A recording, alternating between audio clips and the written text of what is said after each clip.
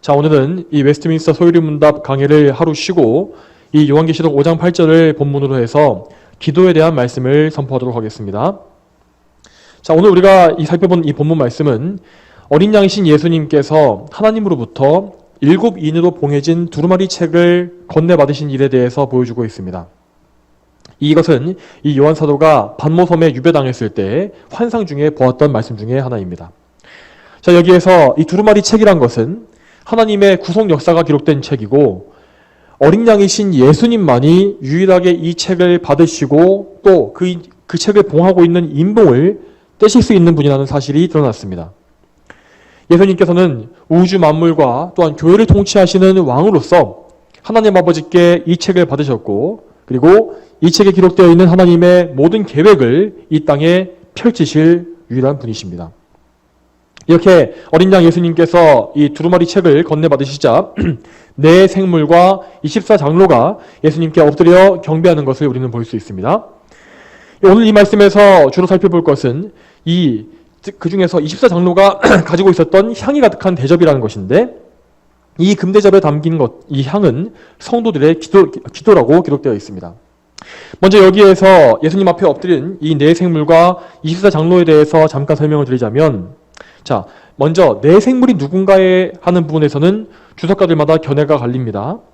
어떤 사람들은 이 네 생물이 복음을 전하는 사역자들을 가리킨다고 또 그렇게 말을 하고 또 어떤 사람들은 에스겔서 10장에 나와 있는 예언의 말씀을 또 우리가 또 그것을 또 참고로 해서 거기에 나와 있는 네 생물과 동일한 그룹들, 즉 하나님의 일꾼인 천사들이라고 그렇게 해석하기도 합니다. 그런데 제 생각에는 이 네 생물들이 하나님을 섬기는 천사들이라고 보는 해석이 좀 더 맞는 것 같습니다. 그리고 24장로들에 대해서는 대체로 의견이 일치합니다. 자, 이 사람들은 이 신약과 구약 시대를 통틀어서 자, 구약 시대의 12지파 그리고 신약 시대의 그리고 12사도들 이렇게 합쳐서 24명 이 모든 시대를 통틀어서 모든 성도를 대표하는 사람들입니다. 자, 그러므로 요한계시록의 이 말씀은 천사들과 모든 성도들, 즉 인격적으로 창조된 모든 피조물들이 어린 양 예수님 앞에 엎드려 경배하는 장면을 보여주는 것입니다. 그리고 그들이 예수님께 경배하면서 가지고 있었던 것은 검은고와 금대접이라고 나와 있습니다. 이 검은고는 히브리인들이 찬송할 때 주로 사용했던 하프를 말하는 것인데 이것은 그러므로 검은고는 하나님께 올리는 찬송을 상징하는 것입니다.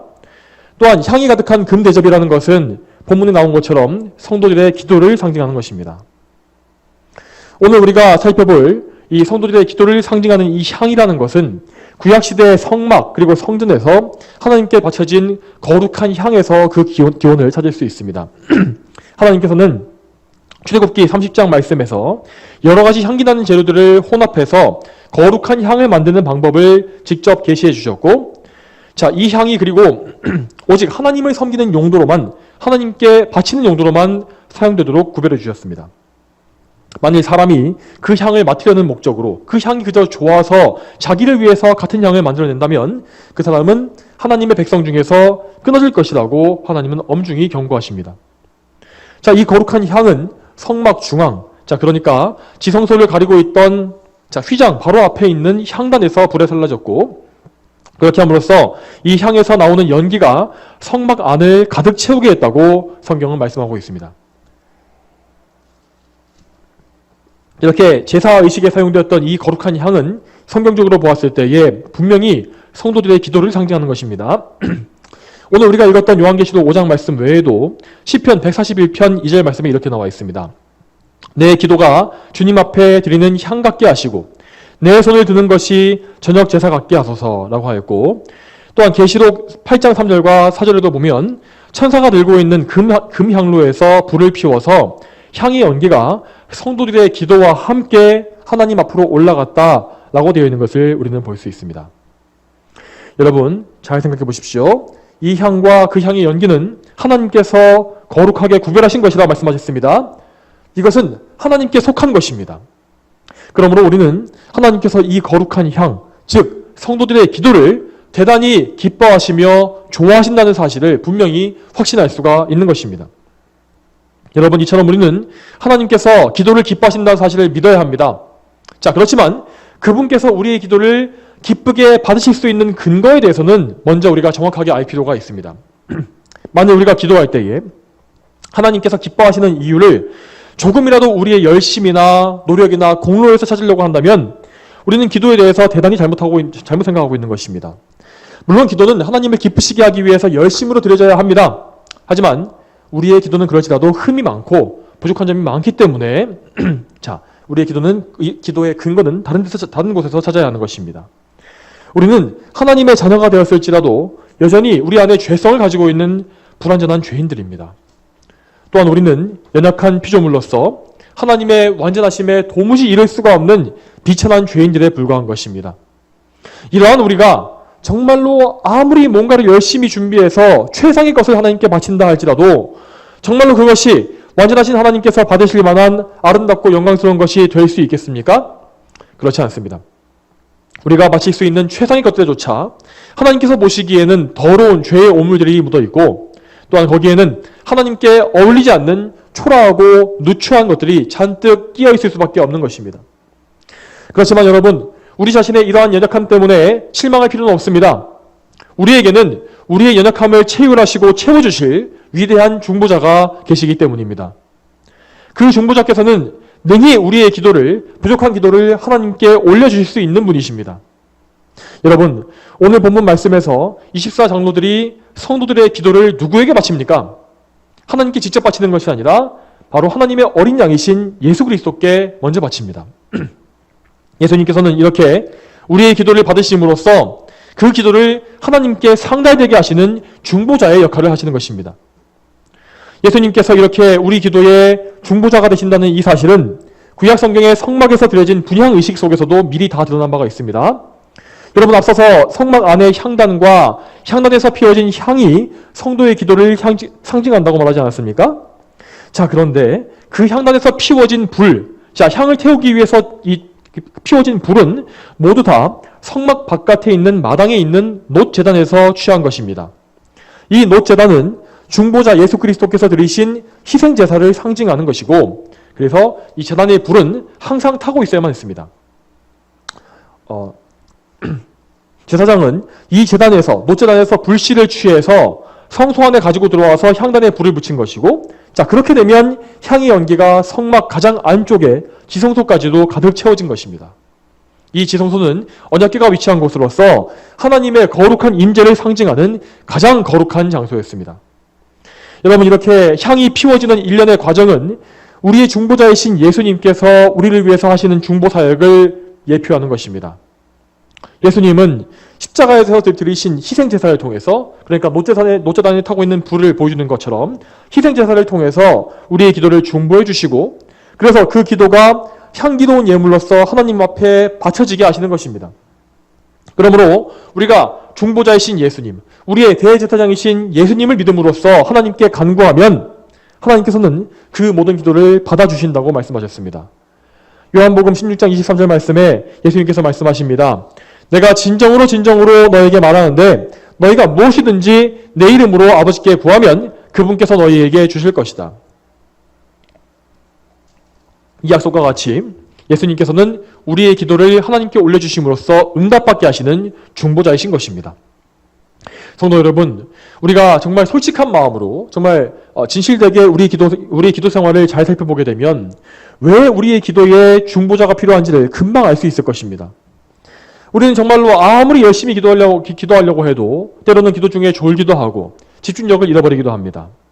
또한 기도 중에 적절한 말이 떠오르지 않을 때도 있고, 어떤 때는 기도를 다 마친 후에 내가 잘못된 것을 기도했구나 라는 것을 깨닫기도 합니다. 이처럼 우리가 아무리 마음을 다해서 기도할지라도 우리 기도에는 너무나 흠이 많고 어리석은 것도 많습니다. 이런 우리의 어리석고 연약한 기도를 예수님께서 중보해 주시는 것입니다. 완전한 사람이시고 하나님이신 예수님을 한번 거치게 되면 우리의 이런 부족하고 정말 형편없는 기도를 할지라도 하나님께서 받으실 만한 거룩한 향기로운 예물이 되는 것입니다. 예수님은 야곱의 꿈속에 나타났던 사다리와 같이 하나님의 보좌와 우리 사이를 연결해 주시는 분이십니다. 그분은 단지 하나님과 우리 사이를 연결만 해주시는 것이 아니라 우리가 하나님께 나아갈 때에 우리의 온전함이 되어주십니다. 우리의 의가 되어주시는 것입니다. 그러므로 예수님의 중보하심 때문에 우리의 부족한 기도는 하나님께서 받으실 만한 거룩한 예물이 되어 하나님께 상달되고 바쳐지는 것입니다. 그러므로 우리는 항상 기도할 때에 예수님의 중보하심을 믿고 의지해야 합니다. 예수님의 중보하심에 의지하지 않고 우리 스스로 뭔가 기도를 꾸미려고 하는 것은 아무 소용이 없습니다. 여러분, 예수님의 비유에 나왔던 바리새인과 세리의 그 기도를 생각해 보시기 바랍니다. 바리새인은 자신의 의를 드러내고 화려한 표현을 사용하면서 거창하고 긴 기도를 올렸습니다. 그렇지만 그의 기도는 하나님께서 받지 아니하십니다.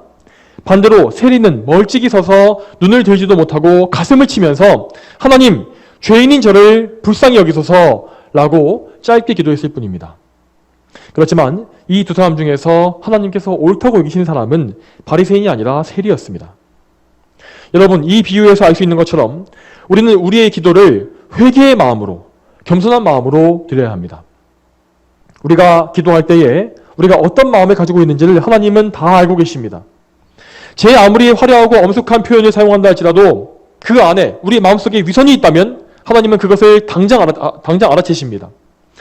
그러므로 우리는 항상 예수님의 중보하심에 의지해서 또한 성경의 진리를 가지고 영적인 기도를 올려야 하는 것입니다. 또한 여러분, 예수님께서 우리의 중보자가 되시기 때문에 그렇기 때문에 우리에게 기도의 문이 항상 활짝 열려 있다는 이 사실을 기억하시기 바랍니다. 우리의 중보자이신 예수님께서는 그분의 중보 사역을 단 1분 1초도 쉬지 않으시고 항상 행하고 계십니다. 그분은 절대 주무시지 않으시며 자리를 비우실 일도 없습니다. 그분은 밤이든 낮이든 새벽 늦은 시간이든 항상 우리와 하나님 사이에 중보자로 계십니다. 예수님께서는 하늘에서 대제사장으로 계시면서 하늘 성소에서 섬기시는 분이라고 말씀하십니다. 히브리서 8장 2절 말씀에 그분은 성소와 참된 장막에서 섬기시는 분이시니 이 장막은 사람이 세운 것이 아니라 주께서 세우신 것이다 라고 했고, 또한 같은 히브리서의 9장 24절 말씀에서도 그리스도께서는 참된 것들의 모형인 손으로 지은 성소에 들어가지 않으시고 이제 우리를 위해 하나님 앞에 나타나시려고 하늘 성소 그 자체에 들어가셨다라고 말씀하십니다. 이처럼 예수님께서는 우리의 영원한 대제사장으로서 하나님 보좌 우편에 앉아 계시기 때문에 하나님과 우리 사이를 중보하시는 이 사역은 결코 끊어지지 않는 것입니다. 이 사실을 좀 더 개인적이고 세밀하게 적용해 보자면 예수님께서 계시기 때문에 하나님의 귀가 우리 각 사람을 향해 항상 열려 있다는 것을 우리는 믿어야 한다는 것입니다. 그러므로 하나님께서는 우리가 가장 작은 소리로 드리는 기도를 할지라도 듣지 못하시는 일이 단 한 번도 없습니다. 하나님께서는 항상 예수님을 통해서 우리를 받아주시며 우리가 그분께 나아와 기도하는 것을 언제나 기뻐하십니다. 또한 여러분, 이렇게 성자 예수님뿐만 아니라 하나님의 삼위일체 전체가 우리의 기도와 관련되어 계신다는 사실을 기억하시기 바랍니다. 먼저 우리의 기도는 성령 하나님께서 도우시는 기도입니다. 성령께서는 언제나 성도 안에 내주하시면서 우리의 기도를 들어주시며 또한 우리의 기도를 도와주십니다. 그러므로 우리는 항상 기도할 때에 성령님의 도우심을 의식하고 그분을 믿고 의지하면서 기도해야 하는 것입니다. 여러분, 여러분에게 이런 경험 있지 않으십니까? 분명히 기도를 시작할 때에는 분명히 마음이 냉랭하고 딱딱했었는데 기도를 하다 보니 어느새 마음이 부드러워지고 하나님을 향한 사랑으로 채워지는 것, 이런 경험을 여러분은 해보신 적 있지 않습니까? 자, 그런 일들은 분명히 여러분 안에 계시는 성령께서 하신 일입니다. 우리가 성령님께 의지해서 기도할 때 성령께서는 우리의 죄를 생각나게 하셔서 회개하게 하시고 또한 우리의 어두운 마음을 밝고 상쾌하게 만들어주시기도 하며 또한 슬픔을 기쁨으로 바꿔주시고 또한 하나님께 호소할 수 있는 적절한 성경 말씀이 우리 마음속에 떠오르기도 해주십니다.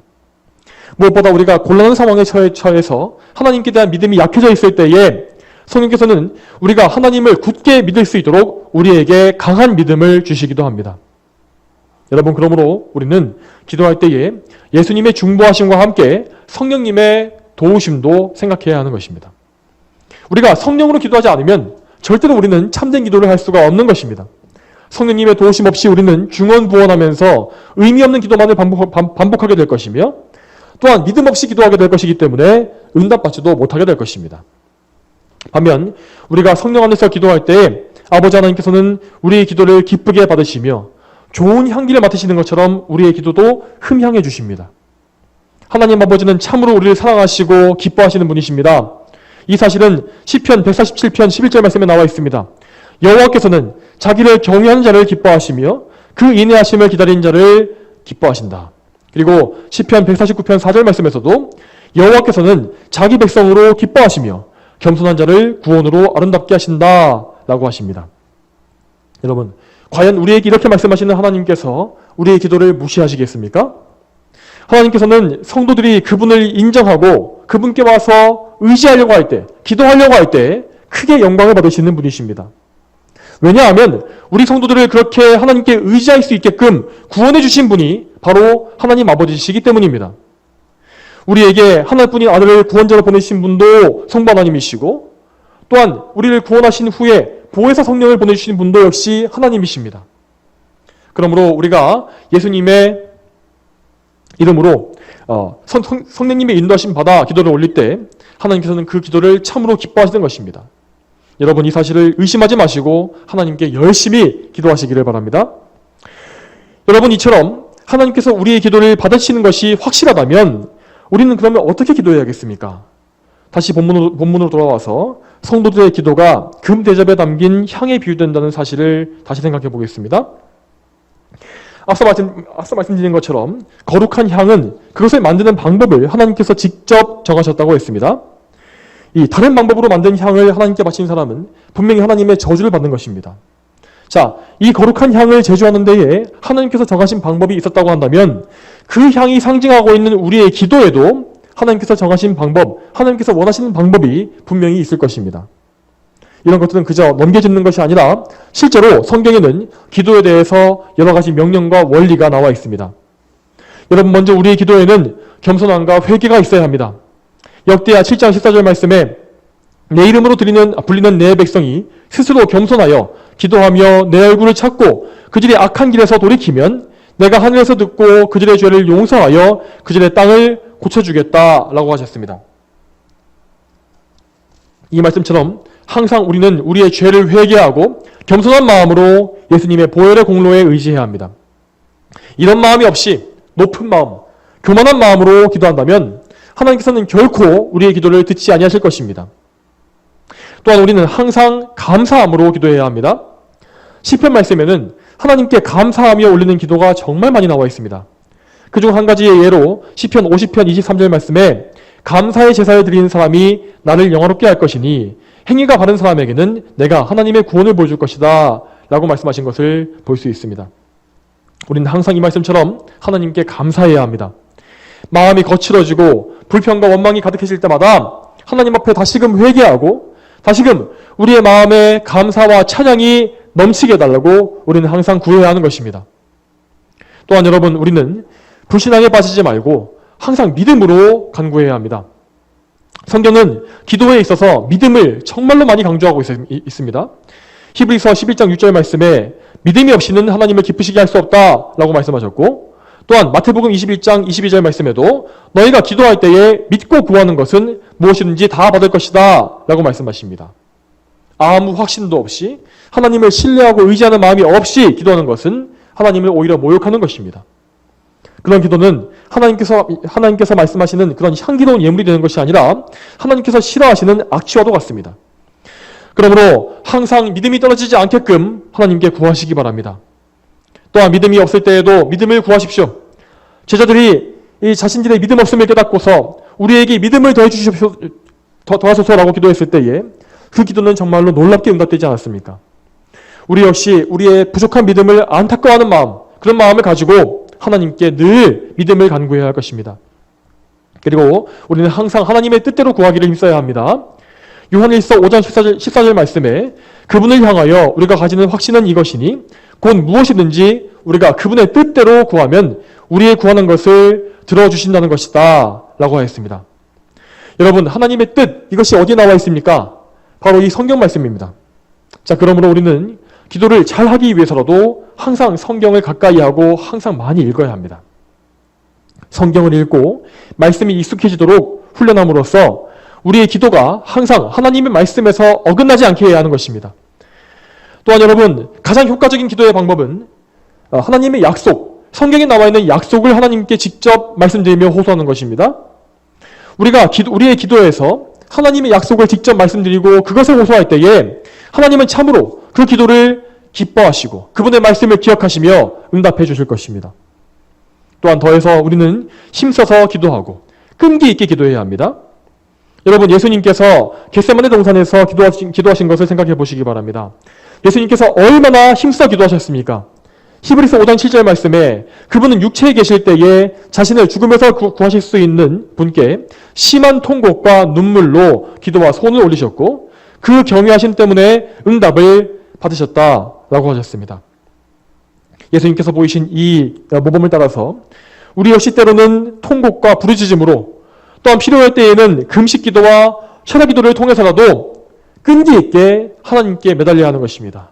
기도에 포기하지 말고 그 기도가 응답받을 때까지 하나님께 의지하며 붙잡는 그런 태도가 우리에게 반드시 필요한 것입니다. 여러분, 이제 말씀을 맺겠습니다. 성도 여러분, 우리는 항상 예수 그리스도의 중보하심에 의지하여 하나님께 기도하기를 힘써야 합니다. 오늘 들으신 이 말씀을 기억하시면서 우리가 기도에 대해서 무엇을 믿어야 하는지 그리고 어떻게 기도해야 하는지를 늘 생각하십시오. 또한 우리의 기도가 예수님의 중보하심을 통해서 하나님을 기쁘시게 하는 향기로 변화된다는 사실 역시 기억하시기 바랍니다. 여러분, 우리 성도의 인생에 하나님을 기쁘시게 하는 것 이상으로 더 좋은 것과 더 좋은 목표가 있겠습니까? 물론 이 세상 사람들은 이 한 번뿐인 인생을 원없이 즐겨야 한다, 우리를 위해 써야 한다라고 말합니다. 하지만 우리 그리스도인들은 그와 반대로 이 한 번뿐인 인생을 오직 하나님을 기쁘시게 하기 위해서 다 바치겠노라고 마음먹어야 하는 것입니다. 그러므로 언제나 여러분, 기도의 삶을 사시기 바랍니다. 하루의 시작과 마지막에 기도하시고 또한 가정예배를 드리시면서도 기도하시고 또 하루 중에 기도의 시간을 떼어놓고 규칙적으로 기도하십시오. 또한 이외에도 모든 순간 항상 하나님과 동행하시면서 기도의 끈을 놓지 마시기 바랍니다. 늘 하나님을 생각하시고 모든 것에 대해서 하나님께 간구하시는 그런 마음을 가지십시오. 그렇게 함으로써 쉬지 말고 기도하라고 하신 데살로니가 전서의 말씀이 실제로 우리 삶 속에서 이루어지도록 하시기를 바랍니다. 오늘 이 말씀과 같이 우리 모두가 하나님을 기쁘시게 하는 기도의 삶을 다 살게 되기를 소망합니다. 다 함께 기도하시겠습니다.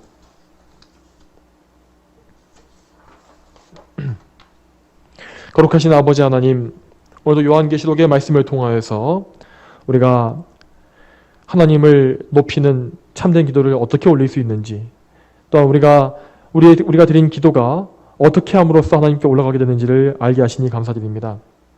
언제나 우리의 누추하고 부족한 기도, 또한 저희의 부족한 것을 채울하시며 중보해 주시는 우리 예수님이 계시기 때문에 우리의 기도가 하나님께 올라가며 하나님께서 기뻐하시는 향기로운 예물이 된다는 사실을 말씀을 통해서 듣습니다. 하나님, 우리의 이런 굳어져 있는 마음, 하나님을 향해 합당치 못한 저희의 모든 죄, 이런 나쁜 상태를 주님 불쌍히 여기셔서 오직 예수 그리스도의 보혈로 우리를 온전하게 하시며 하나님 앞에 더욱더 거룩하고 흠이 없게 성화되어 갈 수 있도록 주여 도와주시옵소서. 그러한 가운데 우리의 기도가 더욱더 하나님께서 보시기에 온전한 하나님의 뜻에 맞는 기도가 되게 하시며 더욱더 간절하고 더욱더 온 마음을 다하고 끈기 있게 기도하며 감사와 또 항상 회개로 기도하는 저희 모두가 될 수 있도록 늘 저희를 도와주시기를 소망합니다. 모든 것에 감사드리며 예수님의 이름으로 기도 올립니다. 아멘.